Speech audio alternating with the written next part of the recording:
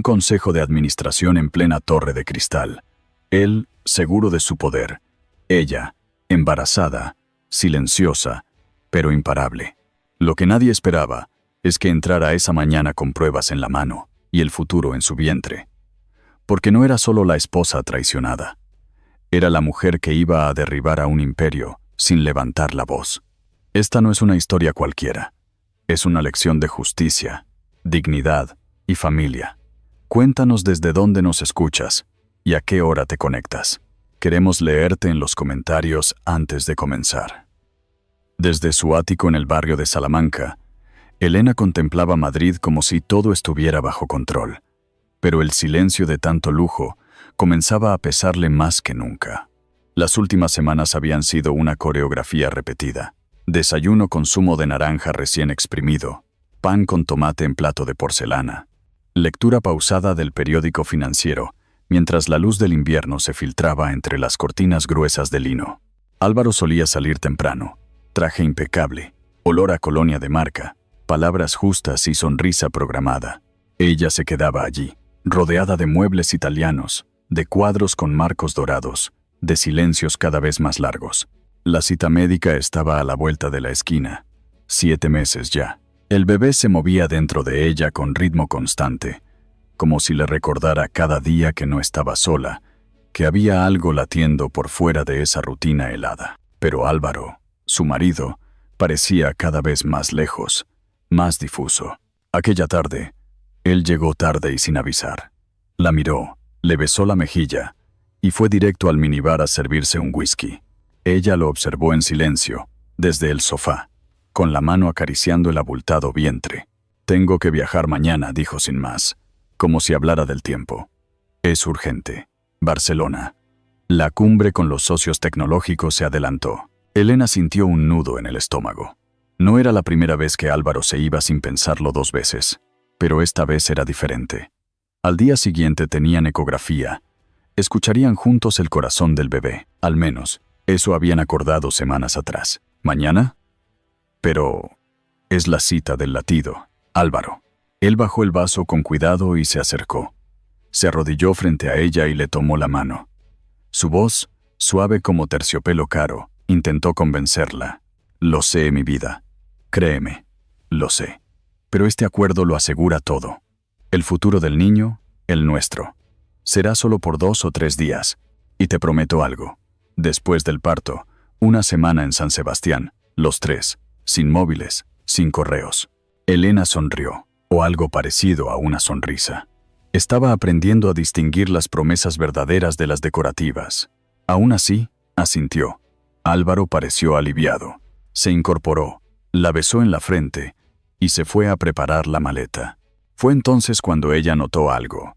En el respaldo del sillón junto al sofá, el maletín de Álvaro reposaba semiabierto. Una esquina de papel blanco sobresalía discretamente. Elena dudó. No era su estilo espiar. Pero algo la empujó. Se levantó despacio, como si flotara, y con dedos temblorosos extrajo el papel. Un recibo. Boutique de lencería. La Perla. Fecha. Esa misma tarde. Sujetador de encaje. Tanga a juego. Camisón de seda. Talla. Pequeña. Muy pequeña. Elena era mediana. Y embarazada. Sintió un escalofrío. Intentó racionalizarlo. Un regalo quizá, para después del parto. Pero ¿por qué ocultarlo? ¿Por qué no decir nada, como solía hacer, entre risas y envoltorios dorados? Volvió a guardar el recibo. Pero ya no era la misma. Álvaro salió 20 minutos después, con su maleta Rimowa, ropa de cashmere y zapatos sin una arruga. Se despidió rápido, como quien huye antes de que algo se quiebre. «Francisco te llevará mañana a la clínica, ¿vale? Y descansa, por favor. Nada de escaleras». Elena apenas asintió. Él la besó y se marchó. Desde la ventana, ella lo vio bajar por el ascensor privado. Luego el coche negro arrancó. Debería haber girado hacia el este, rumbo a Barajas, pero giró hacia el oeste, hacia las 5, hacia Marbella. Sintió que todo el cuerpo se le helaba. El recibo de lencería, el olor floral extraño en su abrigo, la urgencia súbita del viaje, la dirección contraria. Nada tenía sentido. Y, al mismo tiempo, todo tenía un sentido aterrador. Se quedó de pie junto al cristal, sintiendo las primeras patadas del bebé esa noche. Un impulso protector, ancestral, comenzó a despertar en su interior. Un instinto más fuerte que la tristeza o el miedo. Caminó lentamente por el ático. Tocó las superficies que solían parecerle confortables. La mesa de caoba, la butaca de piel donde Álvaro leía las noticias, el marco de la ecografía colgado en la sala. Todo le pareció irreal, como un decorado, una escenografía montada para una obra donde ella no era protagonista. Se sentó en el borde de la cama, el recibo aún ardiendo en su mente. Cerró los ojos. El bebé se movía otra vez, como si le pidiera respuestas. Ella respiró hondo. No era solo una esposa, era una Robles. Y las Robles no se quedaban llorando. Se levantaban, luchaban. La pregunta no era si debía hacerlo. La pregunta era cómo. Elena abrió su portátil y comenzó a escribir un correo. El destinatario, su hermana Clara. Elena, sola frente al ventanal, observa el coche de su marido girar, pero no hacia el aeropuerto. Elena no durmió esa noche. Dio vueltas en la cama como si el colchón de lujo hubiera perdido su suavidad.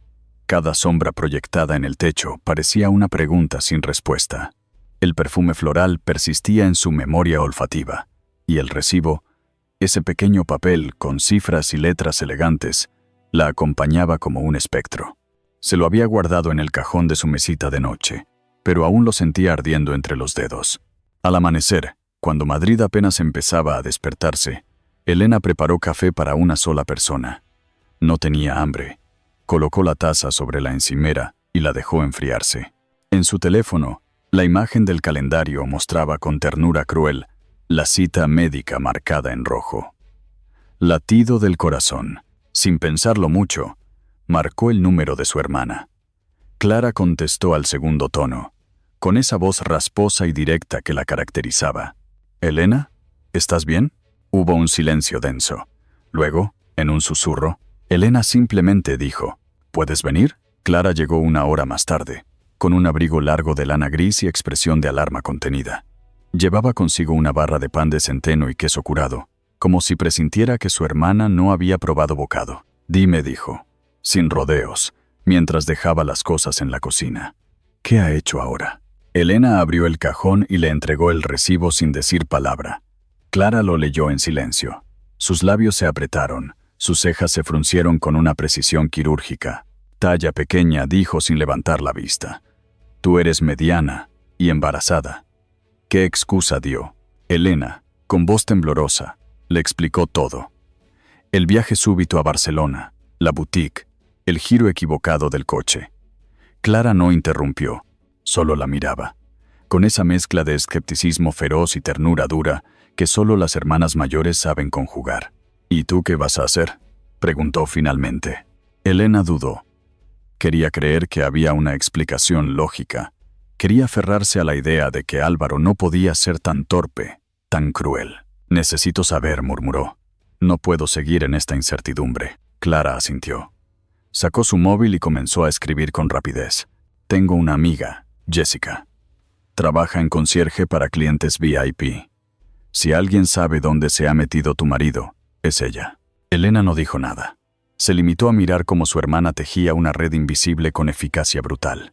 Mientras tanto, el bebé dio otra patadita. Quizás también quería respuestas. Media hora más tarde, Clara levantó la vista de su móvil. Su expresión se volvió aún más seria. «Está en Marbella. Hotel Puente Romano. Llegó anoche. Reservó una villa privada con vistas al mar». Elena tragó saliva. Aquel era el lugar donde habían celebrado su primer aniversario.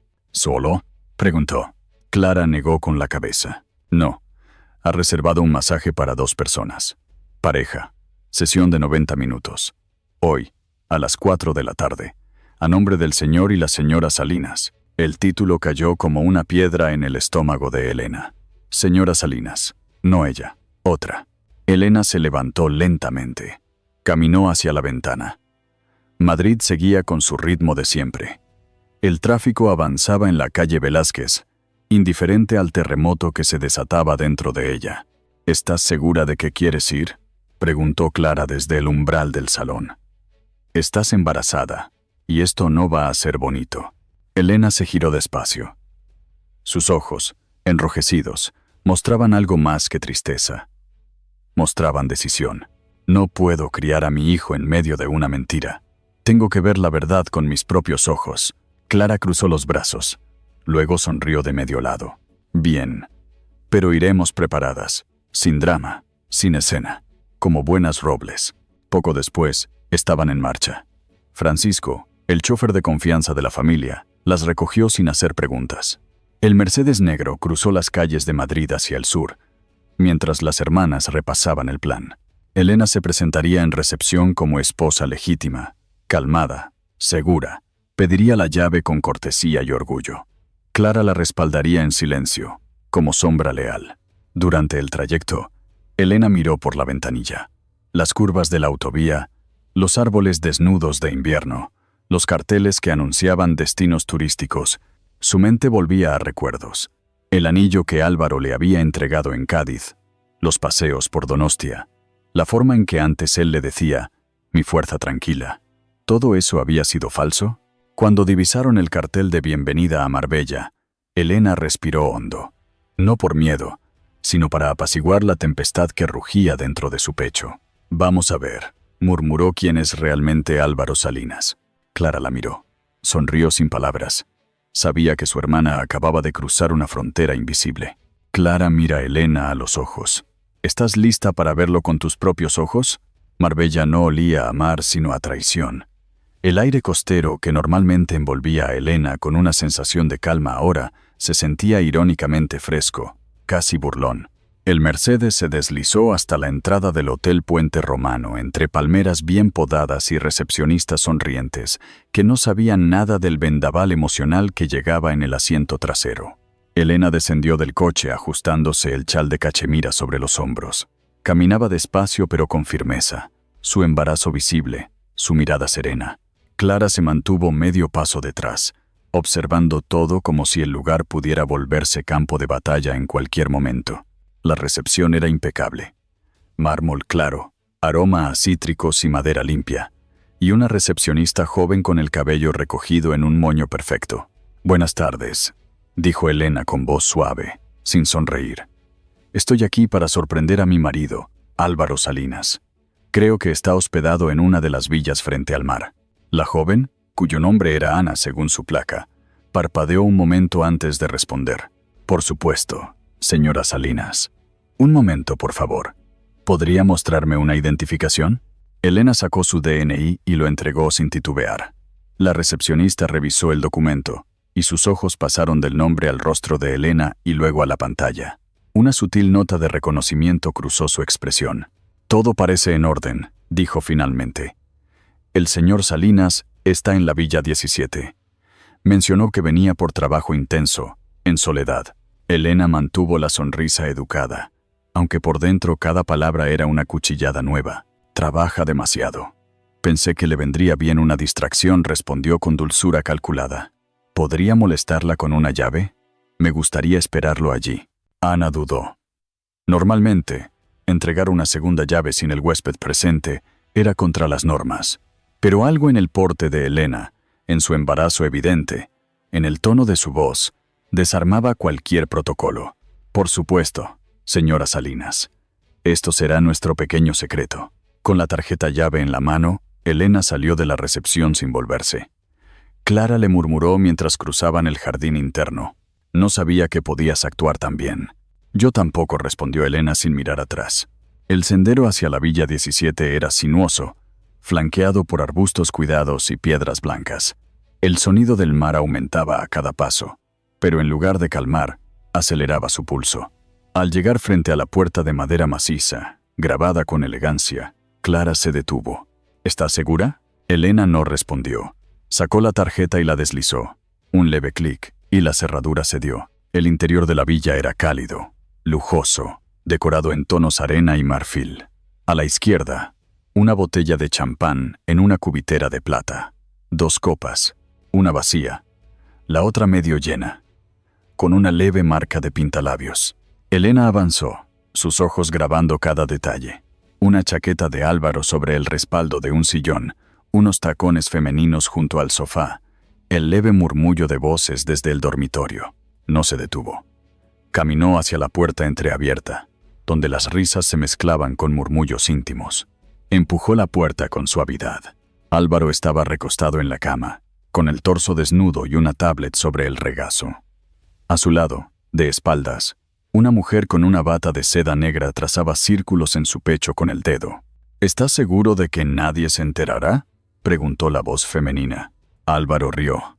Su voz sonó clara, segura, cruel. Catalina, confía en mí por completo. Cree que estoy en Barcelona salvando el mundo. Es buena, pero ingenua. Es uno de sus encantos. En ese instante, levantó la vista. Sus ojos se encontraron con los de Elena. Sacó un galop. El tiempo pareció detenerse. El color abandonó el rostro de Álvaro. La tablet cayó al suelo. La mujer se dio la vuelta, confundida. Elena la reconoció de inmediato. Nuria Esquivel, ejecutiva de Sterling Nash. No dijo nada. Caminó 2 pasos más dentro de la habitación. Luego, con voz baja y afilada, dejó caer la primera estocada. No se levanten por mí. Parece que están en medio de un trabajo solitario muy intenso. Álvaro se encogió, como si las palabras hubiesen tenido filo. Nuria se levantó, ajustando la bata con dignidad forzada. Pero Elena no le dedicó ni una mirada. Su atención estaba fija en el hombre que había compartido su cama, su techo y ahora su mentira. La habitación se volvió un teatro de tensión. Álvaro balbuceó algo, pero Elena levantó la mano. El bebé está bien. Tiene un corazón fuerte, a diferencia de su padre. Nuria intentó intervenir, pero Elena la interrumpió. Quédate. Fuiste parte de esta reunión de negocios. Deberías verla hasta su conclusión. Observó la habitación, las sábanas revueltas, la vista al mar, los restos de champán. Celebramos nuestro primer aniversario aquí. ¿Se lo contaste a ella también? Álvaro trató de recuperar la compostura. Kat, por favor, no es lo que parece. Elena soltó una risa seca. ¿Tienes idea de lo insultante que es esa frase? Nuria, con tono frío, añadió. Han sido unos 6 meses, si necesitas los detalles. Elena ni siquiera la miró. Solo repitió para sí. 6 meses. Justo después de saber que estaba embarazada. Qué oportuno. Se giró, sin apuro, y caminó hacia la puerta.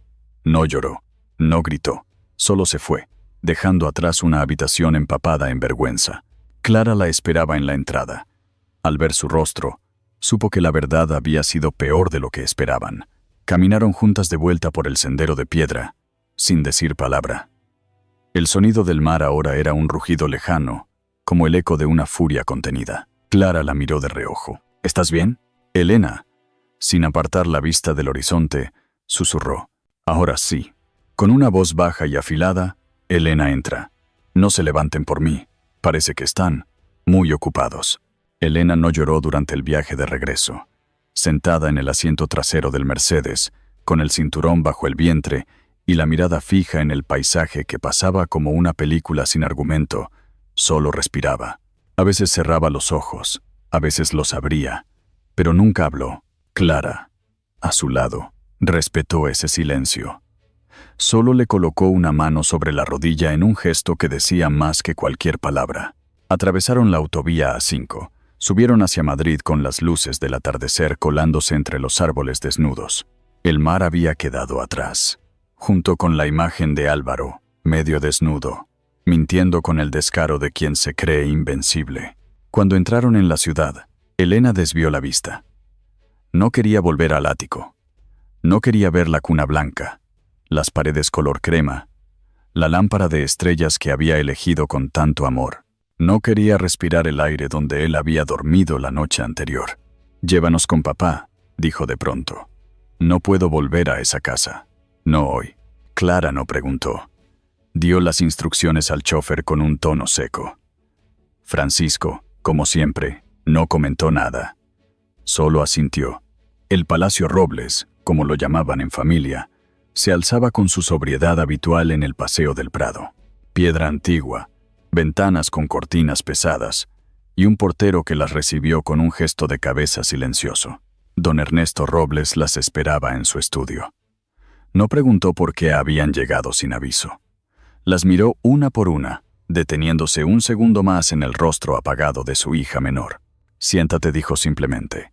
Elena se hundió en el sillón de cuero oscuro, colocó ambas manos sobre su vientre y habló. Con voz calmada, relató los hechos como si leyera un informe. El recibo de la perla, el viaje a Marbella, la recepcionista, la villa, la escena en la cama, las palabras, la risa de Nuria. No omitiendo nada, no adornando nada. Clara permanecía de pie, cruzada de brazos. Su expresión era puro hierro. Don Ernesto, en cambio, no mostró ni una pizca de sorpresa. Solo escuchaba, con los dedos entrelazados bajo el mentón. Cuando Elena terminó, el silencio se estiró como una cuerda tensa. Entonces, su móvil vibró. Lo miró. Un mensaje de Álvaro. Sé que me odias. Me lo merezco. Pero tienes que escucharme. No es lo que piensas. Nuria no es mi amante. Es un negocio. La estoy usando. Llámame. Es vital. Elena dejó caer el teléfono en la mesa baja. Se tapó los ojos con una mano. Clara se adelantó, lo leyó y soltó un bufido. ¡Qué clásico! El no es lo que parece versión ejecutiva. Pero don Ernesto se levantó. Caminó hacia la ventana y, con su voz grave y pausada, dijo: «Esto ya no es un asunto privado». Clara lo miró. «¿Cómo que no? Si lo que dice es cierto», continuó el padre. «Estamos ante una operación de espionaje corporativo. Si es mentira, es un intento desesperado de un hombre acabado. Pero en ambos casos, el daño a nuestra familia puede ser irreparable». «¿Qué propones?», preguntó Elena, sin levantar la voz. «Actuar con frialdad, como en una junta. Primero, averiguamos si miente. Luego, lo desmantelamos. Pero sin escándalo, sin prensa, solo precisión». «¿Y si dice la verdad?», preguntó Clara con escepticismo. Don Ernesto se volvió hacia ellas. «Entonces, es aún peor. Un hombre capaz de usar un cuerpo para obtener información no tiene límites, ni éticos, ni humanos». Elena tragó saliva. Sintió que el bebé se movía. Un giro lento, un recordatorio de que había algo dentro de ella que merecía un mundo sin mentiras. «¿Y por dónde empezamos?», dijo al fin. «Con Javier Galán», respondió su padre. «Ex CNI. Trabaja ahora con mi despacho. Le pediré que acceda a los archivos privados de Álvaro. Si hay algo oculto, lo encontrará». Clara asintió. «Yo me encargo de bloquear cualquier movimiento legal de Álvaro si intenta protegerse». Elena cerró los ojos por un momento. Cuando los abrió, tenía la mirada limpia, no de lágrimas, sino de propósito. «Hazlo», le dijo a su padre. «Y dile a Javier que revise también la nube familiar. Compartimos almacenamiento digital. Quizás hay algo ahí». Don Ernesto esbozó la sombra de una sonrisa. «No de alegría, sino de respeto. Empiezas a sonar como tu madre». Esa noche, Elena no volvió al ático. Se quedó en su antiguo dormitorio, el mismo que había dejado cuando se casó, con muebles de madera clara y el leve aroma a lavanda que la casa siempre conservaba. Se recostó de lado, abrazando la almohada, y escuchó el latido del bebé con la palma sobre el vientre. No tenía miedo, tenía claridad. Por la mañana, Javier Galán llegó al estudio de don Ernesto. Llevaba una carpeta y una expresión seria. Había rastreado los archivos de Álvaro y encontrado una carpeta escondida dentro de otra. «Vacaciones». Clara levantó una ceja. Javier explicó que, dentro de esa carpeta, había documentos cifrados con una contraseña basada en el nombre de la primera empresa que Álvaro había llevado a la quiebra. «Arrogante», comentó Clara. «Y predecible», añadió don Ernesto. Javier conectó su portátil al proyector del despacho. En la pantalla aparecieron documentos detallados, resúmenes de reuniones, apuntes con iniciales, informes sobre los accionistas de Sterling Nash, análisis de vulnerabilidades internas. Elena se quedó sin aliento. Álvaro no mentía del todo. Había usado a Nuria, pero también se había dejado seducir por su propia ambición. Javier giró la pantalla. «Esto no es solo una traición personal», dijo con calma. «Es una bomba, y está a punto de estallar». Don Ernesto declaró: «Esto ya no es solo un divorcio. Es una guerra financiera. El despacho de don Ernesto olía a madera antigua, a cuero y a café, recién hecho. En las estanterías, los libros encuadernados en tela y los retratos de antepasados parecían observar la reunión con la severidad propia de una estirpe que había aprendido a sobrevivir a cada generación. Javier Galán proyectaba en la pantalla detalles que, a primera vista, no parecían peligrosos. Tablas con porcentajes, nombres de empresas, flechas trazadas con bolígrafo digital. Pero a medida que hablaba, la gravedad se hacía más evidente. Álvaro ha recopilado información de alto valor sobre Sterling Nash, explicó. Detalles sensibles sobre sus accionistas clave, sus líneas de defensa ante adquisiciones hostiles, hasta filtraciones sobre cláusulas en sus estatutos internos. Elena escuchaba sin pestañear. Llevaba una libreta pequeña sobre el regazo, pero no escribía, solo absorbía. Todo eso me lo confirmó por mensaje, murmuró. Dijo que Nuria se lo proporcionaba. Pero ¿cómo saber si es cierto? Javier asintió. Lo estamos comprobando, cruzando cada dato con fuentes abiertas y con registros del mercado. Y ahí es donde empieza lo preocupante. Se acercó al portátil y pulsó una tecla. Una gráfica se iluminó en rojo.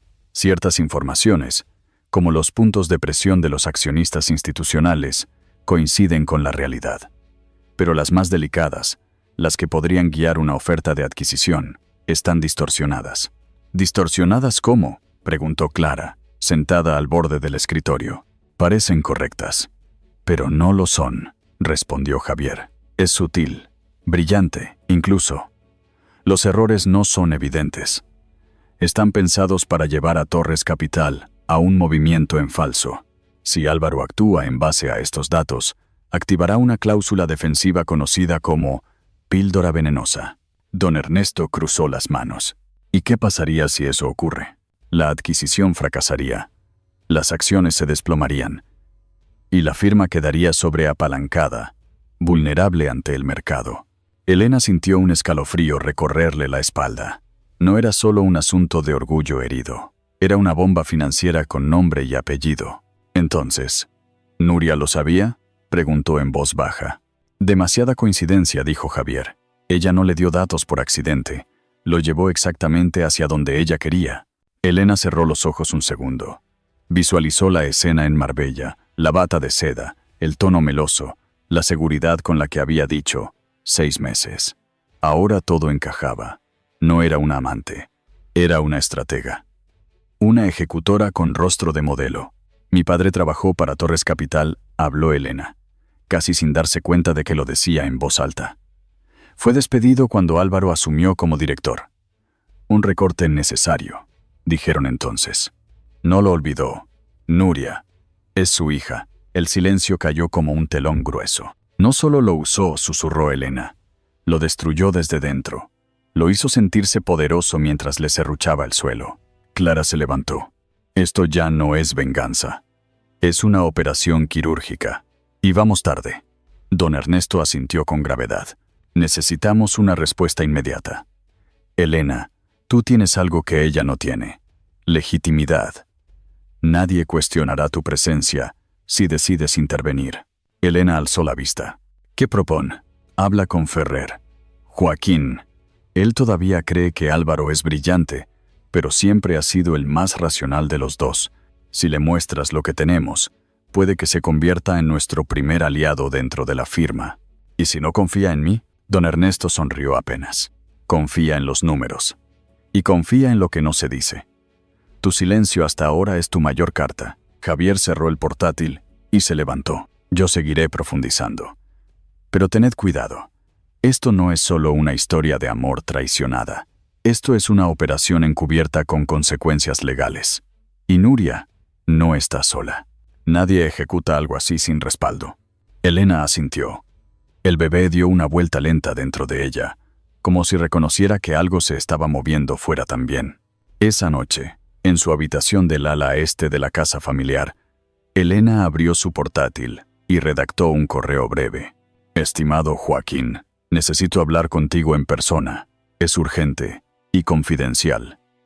Confío en que sabrás leer entre líneas. Elena Robles. A la mañana siguiente, recibió respuesta. Café comercial. 9. 0. Malasaña. Entrada lateral. Se vistió con un abrigo claro, maquillaje suave, cabello recogido. Llevaba una carpeta con una selección de documentos y la foto impresa del hotel. Álvaro y Nuria, entrando al ascensor, tomada por las cámaras de seguridad.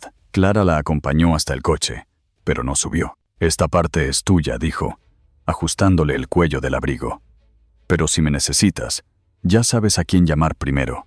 Elena sonrió con tristeza. Besó a su hermana y entró en el vehículo. Durante el trayecto, Madrid le pareció distinta. Ya no era solo la ciudad donde vivía, era un tablero. Y ella, por primera vez, era jugadora, no pieza. La entrada lateral del café comercial estaba abierta. Joaquín ya estaba allí, con una taza de espresso frente a él, la mirada perdida en la espuma. Cuando la vio, se levantó.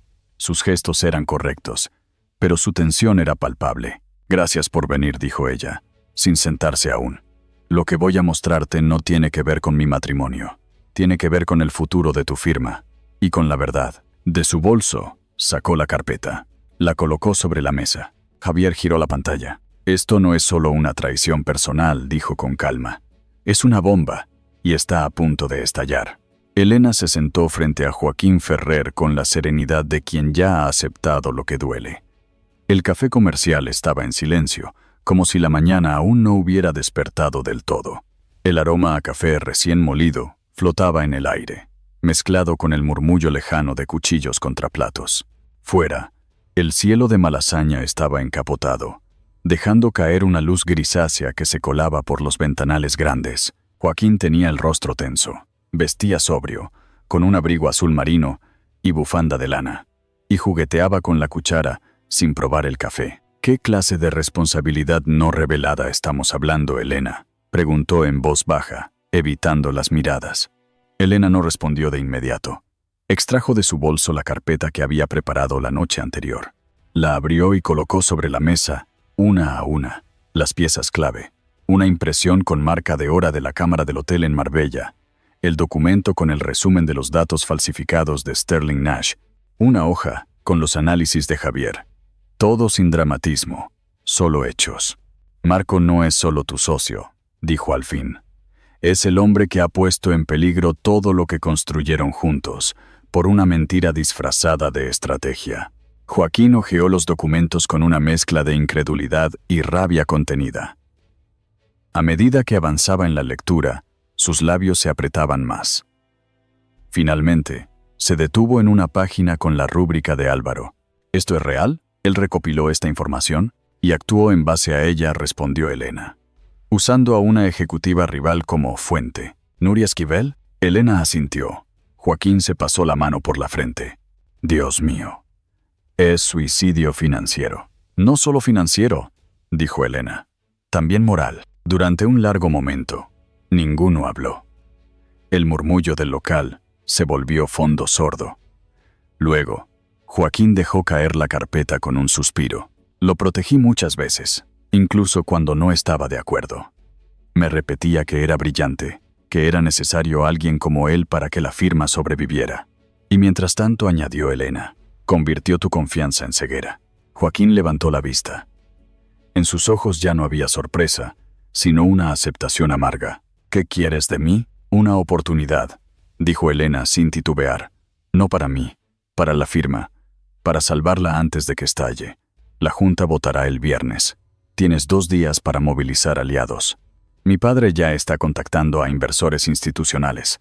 Pero tú conoces los pasillos internos mejor que nadie». Joaquín se reclinó en la silla. Guardó silencio un segundo. Luego asintió. Despacio. «No haré esto por venganza, Elena. Ni yo tampoco. Lo haré por los empleados, por los socios, por los que creen que estamos haciendo algo serio. Y porque, si no lo haces tú, lo hará Nuria desde las sombras», dijo Elena. «Y esta vez no se conformará con destruir a Álvaro». Joaquín cerró la carpeta y la guardó en su maletín. «¿Tienes más copias de esto?». «Solo digitales». «¿Están seguras?». «Bien. Entonces a partir de ahora, esto no ha pasado. Este café no ha existido, y tú no me viste». «De acuerdo», respondió ella con un leve asentimiento. Se levantaron. Joaquín le ofreció la mano. Elena dudó un instante. Luego la estrechó. Su apretón fue firme, como de pacto silencioso. Antes de marcharse, elle se detuvo. Siempre pensé que el poder corrompía. Pero tú me haces creer que puede limpiar. Elena no respondió. Solo lo miró a los ojos con una mezcla de agradecimiento y determinación. Volvió al coche donde Francisco la esperaba. Durante el trayecto de regreso al Paseo del Prado, se mantuvo en silencio, mirando las calles de Madrid pasar, los peatones con bufandas gruesas, las terrazas cerradas, los escaparates iluminados. Al llegar a casa, Clara la recibió en el zaguán con una taza de infusión caliente. ¿Cómo fue? Está de nuestro lado. ¿Y tú cómo estás? Elena se tomó un momento antes de contestar. Más fuerte de lo que pensaba. Pasaron el resto de la tarde en la biblioteca. Don Ernesto llegó más tarde con un sobre en la mano. Confirmación de apoyo de 2 grandes fondos de inversión. Con Ferrer y estos 2, ya tenemos el 40% de la Junta, informó. Nos falta un tercio más, pero es alcanzable. ¿Y si no lo conseguimos?, preguntó Clara. ¿Hay plan B? Elena se adelantó. Sí. Exponerlo ante todos, incluso sin votos. Que caiga por la presión pública. No sería elegante, dijo don Ernesto. Tampoco lo que él hizo, contestó Elena, serena. Esa noche, al acostarse, Elena sintió una punzada leve en el abdomen. No era dolor, pero sí una presión diferente. Se sentó despacio en la cama y acarició su vientre. Tranquilo, susurró. Todo está bajo control. Pero al día siguiente, durante un chequeo de rutina, la doctora le recomendó descanso absoluto y vigilancia moderada. Estás bien, le aseguró. Pero tu cuerpo te está pidiendo que pares, al menos por unos días. Cuando volvió a casa, Clara la estaba esperando con un cojín especial para la espalda y una bandeja con sopa caliente. Eres fuerte, sí, dijo, pero también humana. Elena sonrió y tomó su mano. Queda poco. Y no pienso rendirme ahora. A la mañana siguiente, despertó antes del alba. Se sentó frente a la ventana de su antigua habitación y vio cómo la ciudad comenzaba a encenderse. Pensó en su madre, en su familia, en todo lo que se había roto y en lo que quizás aún podía reconstruirse. Joaquín, antes de irse, se detiene y mira a Elena. Siempre pensé que el poder corrompía, pero tú me haces creer que puede limpiar. La torre Espacio se alzaba majestuosa sobre el Paseo de la Castellana, una columna de vidrio que reflejaba un cielo gris y silencioso. En la planta 50, la sala de juntas de Torres Capital esperaba con su mesa alargada, sillas de cuero italiano y vista panorámica sobre Madrid. Era un escenario que conocía bien el poder. Allí se habían sellado acuerdos millonarios, despachado directivos y decidido el destino de cientos de trabajadores, sin una sola emoción en la voz. Álvaro llegó a las 8:55, traje oscuro, camisa blanca, corbata de seda azul, el andar seguro de quien está convencido de su triunfo. Saludó con una inclinación de cabeza a los presentes, sin detenerse demasiado en sus gestos. Buenos días a todos, dijo, al tomar asiento en la cabecera. Hoy es un día histórico. Silencio. Joaquín Ferrer, a su derecha, no respondió. Tampoco lo hizo ninguno de los 5 miembros restantes del consejo. Sus expresiones eran neutras, estudiadas. El ambiente tenía la densidad de algo contenido. Álvaro no pareció notarlo, o decidió ignorarlo. Como sabéis, estamos a punto de cerrar una operación que situará a Torres Capital como la firma líder del sector tecnológico en Europa. La adquisición de Sterling Nash no es solo una jugada financiera, es una afirmación de quiénes somos y a dónde vamos. Sacó una carpeta con gráficas, indicadores y escenarios optimistas. Comenzó a hablar con pasión medida, recorriendo datos, enfatizando resultados, sin dejar espacio para interrupciones, pero cuando se disponía a pasar a la siguiente diapositiva, Joaquín levantó la mano. Antes de continuar, Álvaro, creo que debemos revisar algo, dijo con tono firme. Una evaluación de riesgo independiente sobre los datos de Sterling Nash ha revelado ciertas inconsistencias. Graves. Álvaro frunció el ceño. ¿Qué estás diciendo? Joaquín se inclinó hacia adelante. Estoy diciendo que tu fuente principal, la señorita Nuria Esquivel, te ha dado información parcial, o peor aún, manipulada. La sala quedó en silencio. Álvaro, visiblemente molesto, dejó caer el bolígrafo sobre la mesa. ¿Me estás cuestionando en plena junta? Te estoy protegiendo de ti mismo, respondió Joaquín. O lo estaría, si aún quedara algo que proteger. En ese instante, las puertas dobles de la sala se abrieron. Todos giraron la cabeza. Elena entró. Vestía de gris perla, con un abrigo cruzado y tacones bajos. Su rostro era sereno, el maquillaje justo, el cabello recogido con elegancia sobria. A ambos lados, la flanqueaban don Ernesto Robles y dos abogados del bufete de familia. Álvaro se quedó helado. ¿Qué es esto?, preguntó, poniéndose de pie. ¿Qué haces aquí? Elena no respondió de inmediato. Caminó hasta el extremo opuesto de la mesa y tomó asiento, justo frente a él. Luego, con voz clara, dijo: «Esto, Álvaro, se llama diligencia de vida. Algo que tú abandonaste hace 6 meses». Uno de los abogados deslizó una carpeta por la mesa. En su interior, una copia de la foto en el hotel, análisis detallados de los datos erróneos de Sterling Nash e impresiones de los mensajes de texto que Álvaro había enviado a Elena desde Marbella. Él los tomó con manos temblorosas. Reconoció su letra, su firma, su propia voz transcrita. «La estoy usando. Es por nosotros. Sofía no sospecha nada». Palabras que ahora caían sobre él como ladrillos mojados. Intentó articular una defensa. Esto no es lo que parece. Guillermo Sanz, uno de los miembros externos del consejo, lo interrumpió. «La Junta ha celebrado una sesión de emergencia esta mañana», anunció con voz neutra. «Hemos votado por unanimidad posponer la operación con Sterling Nash indefinidamente, a la espera de una investigación interna sobre tu conducta, y solicitamos tu renuncia inmediata como CEO y presidente». Álvaro se quedó sin palabras. Miró alrededor, buscando una grieta, una mano amiga. Nadie lo miraba con compasión. Su vista cayó de nuevo sobre Elena. Ya no había ternura en su rostro, ni siquiera rabia. Solo una calma inquebrantable. La calma de quien ya no necesita gritar, porque su verdad habla por sí sola. Intentó levantarse, pero sus piernas dudaron. «No pueden hacerme esto», balbuceó. «Esta empresa la fundé yo». Don Ernesto intervino por primera vez. «Y también fuiste quien casi la destruye, por soberbia y ambición». Elena se levantó lentamente. «No vine a verte caer, Álvaro.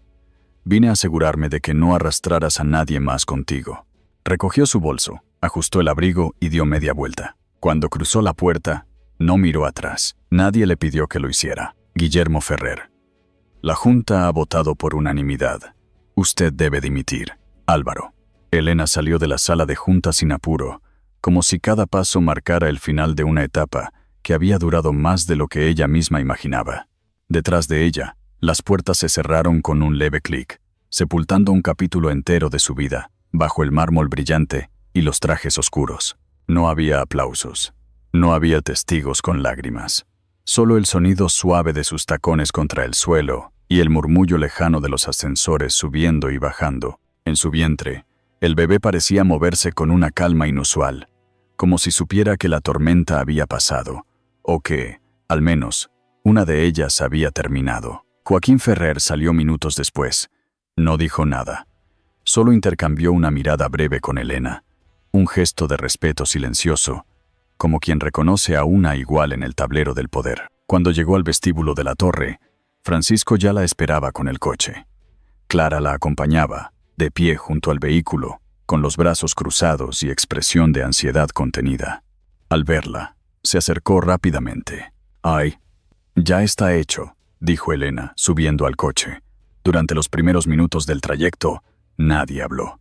El cielo de Madrid estaba cubierto de nubes densas, y la ciudad parecía respirar más despacio que de costumbre. A la altura del Paseo del Prado, Elena rompió el silencio.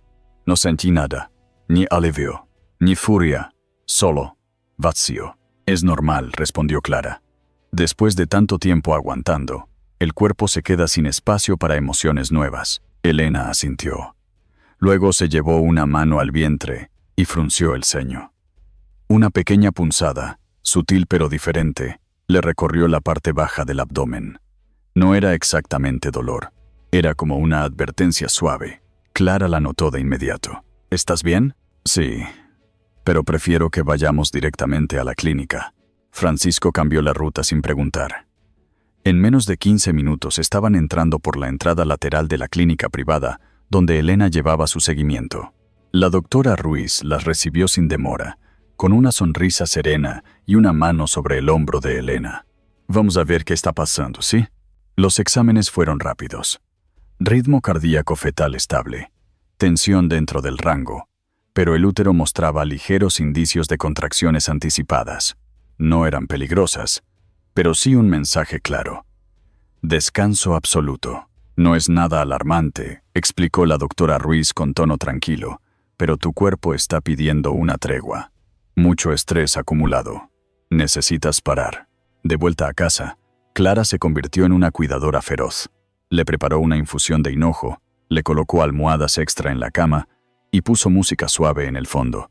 Ni una llamada. ¿Me oyes? Ni un correo. Y por supuesto, ni pensar en ver noticias. Elena sonrió débilmente. Pareces mamá cuando me dio varicela. Y tú pareces una niña que cree que puede cargar el mundo sin ayuda. La conversación quedó suspendida en el aire, como tantas veces entre ellas, llena de cosas no dichas pero profundamente compartidas. Por la tarde, Elena descansó frente a la ventana de su antiguo dormitorio.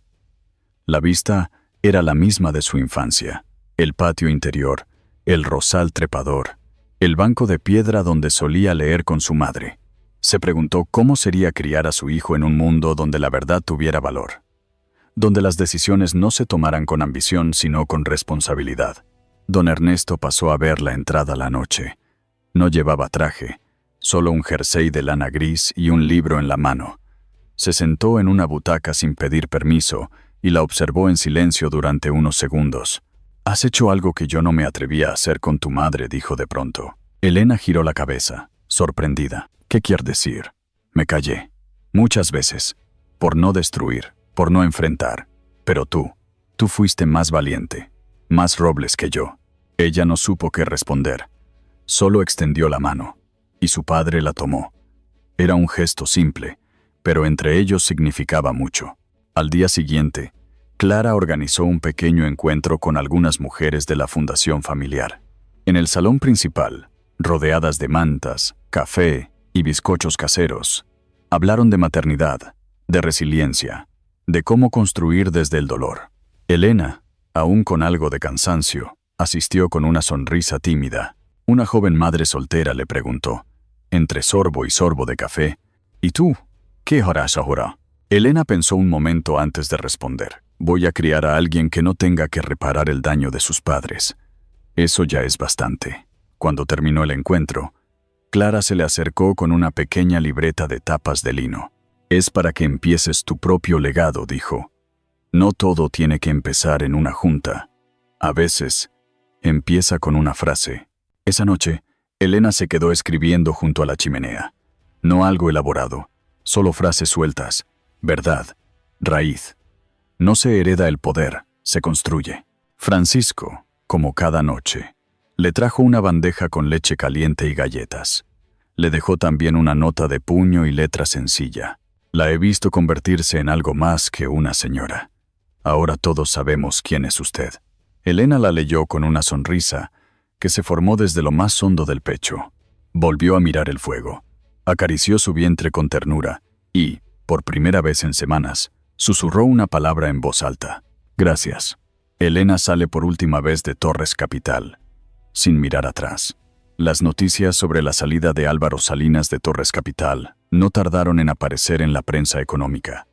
Titulares discretos, sin escándalo, hablaban de cambio de rumbo y reestructuración interna, pero quienes conocían los entresijos del mundo financiero sabían que la verdadera protagonista de esa caída no figuraba en el comunicado oficial. En los círculos discretos de Madrid ya se murmuraba el nombre de Elena Robles con una mezcla de respeto y asombro. No por lo que había perdido, sino por la manera en que había sostenido su dignidad mientras desarmaba un imperio desde dentro. Elena, sin embargo, no dedicó ni un minuto a leer esas noticias.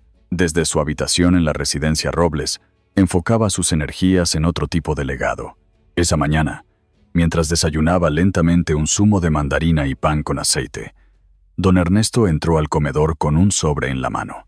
«Ha llegado esto», dijo, dejándolo junto a su taza. «Invitación al comité consultivo de la Fundación Robles para el próximo mes. Quieren saber si sigues interesada en coordinar el área de desarrollo social». Elena lo miró con una ceja levantada. «¿Y tú qué piensas?» «Pienso que tú deberías dirigirla entera, no solo un área». Ella sonrió sin responder. En el fondo, sabía que su padre había pasado de verla como hija a verla como aliada. Y eso, en su universo emocionalmente contenido, era más elocuente que un abrazo. Durante esa semana, Elena reorganizó los documentos legales de su divorcio. Con la ayuda de Clara y el equipo jurídico de la familia, dejó todo en orden. Cesión de bienes, custodia compartida con condiciones, blindaje de patrimonio del bebé. No hubo disputas. Álvaro, quizá por vergüenza, quizá por cálculo, firmó sin objeción. Un miércoles por la tarde, Elena y Clara organizaron un pequeño encuentro en la sede de la Fundación Robles, un edificio antiguo en el barrio de Chamberí, con techos altos, vitrales de época y una sala de reuniones con paredes de madera pulida. El evento se titulaba Raíces que renacen. Reunieron a mujeres que lideraban pequeños proyectos sociales, cooperativas de barrio, talleres de costura, comedores comunitarios, nada de discursos largos, nada de promesas institucionales, solo sillas en círculo, café recién hecho y palabras sencillas. Elena habló brevemente. No mencionó su historia personal. Solo dijo, cuando una raíz se rompe, no muere, busca otra dirección para crecer. Y eso es lo que hacemos las mujeres cuando algo se rompe. Buscamos otra forma de florecer. Clara la observaba desde el fondo de la sala. No interrumpía. Solo tomaba notas, servía tazas, hacía preguntas cuando nadie más se atrevía. Había aprendido que su lugar, esta vez, no era en el frente, sino como sustento silencioso. Al final del encuentro, una joven se acercó a Elena con timidez. «Gracias», le dijo.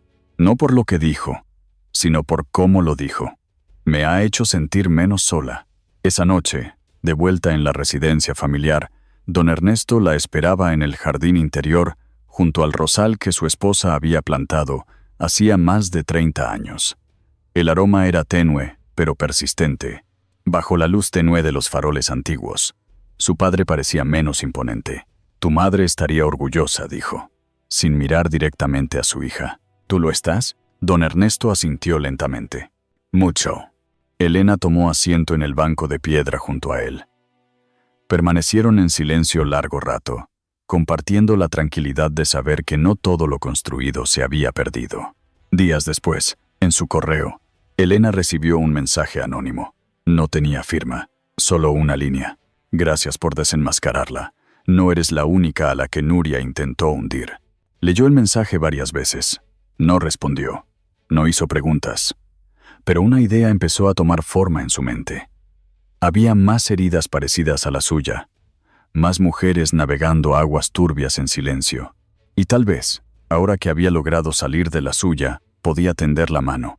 Esa misma tarde, escribió una nota corta para el consejo de la fundación. «Propongo crear un programa de mentoría para mujeres profesionales en riesgo de exclusión, no desde la caridad, sino desde la reconstrucción del tejido de confianza». Recibió respuesta esa misma noche. Aprobación unánime. Clara la sorprendió entrando en su habitación con una bolsa de papel craft. «Lo compré hace años», dijo, «pero nunca encontré el momento. Creo que ahora sí». Elena abrió la bolsa.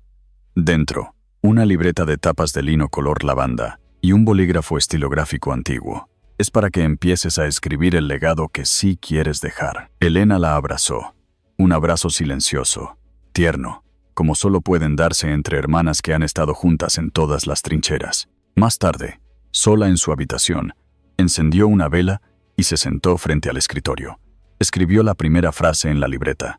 «Mi hijo nacerá en un hogar donde la verdad no duela, donde los silencios no oculten miedo, sino calma». Luego, cerró el cuaderno y lo dejó sobre la mesa. Se puso de pie, caminó hacia el espejo y se miró largo rato. No era la misma mujer que había observado aquel recibo entre los dedos semanas atrás. Ahora era otra, más fuerte, más consciente, más madre. Recibe un mensaje anónimo en su móvil. Gracias por desenmascararla. No eres la única a la que Nuria intentó hundir. La noche del evento en el Museo Reina Sofía llegó con una brisa suave y cielo despejado, como si Madrid también quisiera regalarle una tregua. Las luces cálidas del edificio iluminaban las esculturas exteriores, y los invitados comenzaban a llegar con paso tranquilo, envueltos en lana fina, seda oscura y sonrisas ensayadas. Elena descendió del coche con calma, ayudada por Francisco, que, como siempre, la saludó con un leve gesto de cabeza y le ofreció el brazo sin decir palabra. Vestía un vestido largo color marfil que se ceñía justo por debajo del pecho, resaltando su embarazo con elegancia. Llevaba el cabello recogido en un moño bajo y discretas perlas en las orejas. Nada en ella gritaba poder, pero todo en su presencia lo insinuaba. Dentro del museo, la sala principal estaba dispuesta para el evento de recaudación con mesas redondas, centros de mesa hechos con ramas secas y lavanda, y una iluminación tenue que acentuaba la serenidad del lugar. En las paredes colgaban obras que hablaban de memoria, de ruptura, de recomposición. Clara la esperaba cerca del escenario, con una copa de agua con gas y una sonrisa serena. Vestía de azul oscuro y había elegido quedarse en un segundo plano, como lo había hecho en los últimos días. Al ver a su hermana, se acercó y le acomodó con ternura una arruga en el vestido. «Estás hermosa», susurró. «Mamá habría llorado, y tú la habrías regañado por arruinarse el maquillaje», respondió Elena, sonriendo. Poco después, la coordinadora del evento subió al escenario y presentó a Elena como una mujer que entiende que el verdadero poder nace cuando la verdad y la compasión caminan juntas. Elena caminó hasta el atril despacio, con cada paso medido, no por debilidad, sino por convicción. Se detuvo, respiró hondo y levantó la vista. «Buenas noches», comenzó con voz clara. «Gracias por estar aquí». No leyó discurso.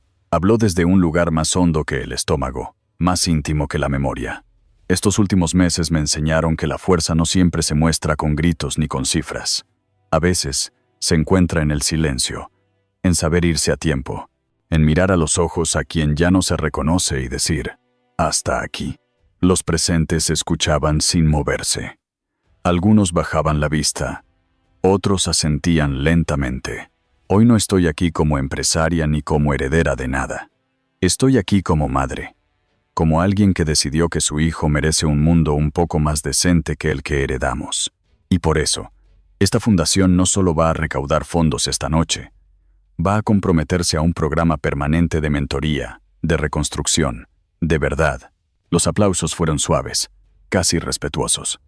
Ella asintió con la cabeza, dio media vuelta y bajó del escenario. En la zona lateral, Joaquín Ferrer se acercó. Vestía sencillo, sin corbata, y en el rostro llevaba la marca de semanas difíciles, pero también la de alguien que ha empezado a hacer las paces con sus errores. «Has estado impecable», dijo. «Y te aseguro que, si algún día decides volver al mundo empresarial, hay un sitio esperándote». «Gracias», Joaquín, respondió ella, «pero ahora mismo tengo otro proyecto entre manos». Ambos miraron de reojo su vientre y sonrieron. Más tarde, mientras los invitados se mezclaban en conversaciones de tono bajo y copas elevadas, Clara se acercó con una pequeña caja de cartón reciclado, envuelta en cinta de tela. «No es gran cosa», dijo, «pero pensé que merecía llegar esta noche». Elena la abrió. Dentro, había una carta escrita a mano. «Querida hermana, nunca te dije que te admiraba. Estaba demasiado ocupada en protegerte, en corregirte, en advertirte, pero en el fondo, siempre supe que ibas a ser más fuerte que yo. Y hoy, por fin, pude decírtelo con orgullo. Gracias por no rendirte, Clara». Elena no pudo hablar. Solo la abrazó en silencio, con la intensidad que no había podido mostrar durante días. Al salir al patio superior del museo, la noche madrileña ofrecía una vista amplia y limpia. Las luces de la ciudad se extendían como un mapa de promesas, y una brisa tibia acariciaba los bordes del vestido. Elena se apoyó en la barandilla. Acarició su vientre con una mano y pensó en todas las veces que se había sentido pequeña, invisible, atrapada en una estructura que no había construido pero que la sostenía. Ahora estaba fuera de ella. Había salido sin romper, sin gritar, sin destruir, solo caminando. Y eso, comprendió, era el verdadero poder. Alzó la vista al cielo. Una estrella solitaria brillaba sobre el tejado del museo. «Vamos a estar bien», susurró. En ese momento, un suave movimiento dentro de su vientre le respondió, como si el bebé hubiera escuchado. Se volvió hacia Clara, que la esperaba con una copa de zumo y una sonrisa suave. «¿Lista para volver a casa?», todavía no respondió Elena. Un momento más. Se acercó de nuevo al barandal. Respiró hondo, cerró los ojos y dejó que el silencio la envolviera. Luego abrió los ojos, miró el horizonte y murmuró con una voz firme, tranquila, que solo el viento pudo escuchar. «Te contaré esta historia cuando crezcas, porque es tuya también». Elena susurra. «Te contaré esta historia cuando crezcas, porque es tuya también». Aquel atardecer, desde la terraza del museo, no fue solo el cierre de una etapa, sino el comienzo silencioso de algo más profundo. La figura de Elena, serena, envuelta en luz tibia, con una mano sobre el vientre y la otra acariciando la brisa, no hablaba de venganza ni de victoria. Hablaba de raíz, de dignidad, de esas pequeñas decisiones silenciosas que transforman el futuro sin necesidad de ruido. No había aplausos, ni titulares grandilocuentes, pero sí una certeza suave. Algo se había salvado. Y es que, a veces, el acto más valiente no es gritar en medio de la tormenta, sino decidir qué silencio cultivar después de que el trueno ha pasado.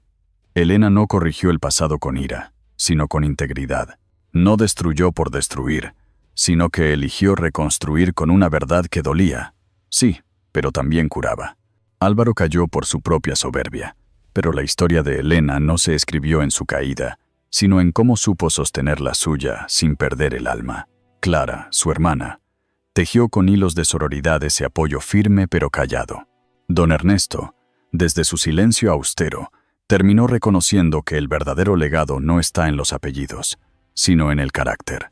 La historia de Elena nos recuerda que el hogar no siempre es un lugar fijo, ni una fachada pulida, sino una construcción diaria de actos honestos, aunque a veces duelan, que no hay justicia más completa que la que no busca aplausos, sino sentido, que incluso tras la traición más honda, puede florecer la lucidez, si se siembra con respeto.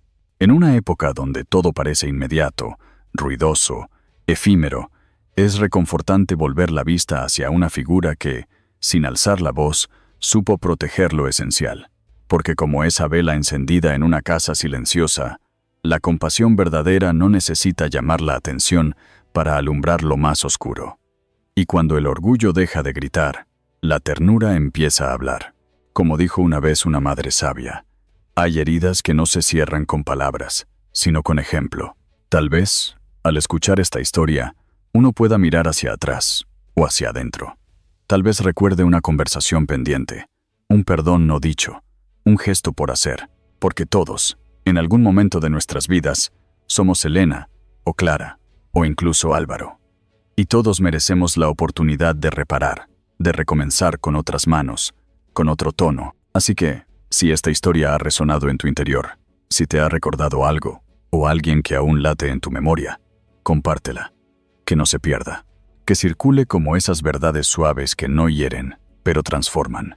Y si alguna vez te has sentido solo, recuerda, tal vez el verdadero hogar esté más cerca de lo que imaginas.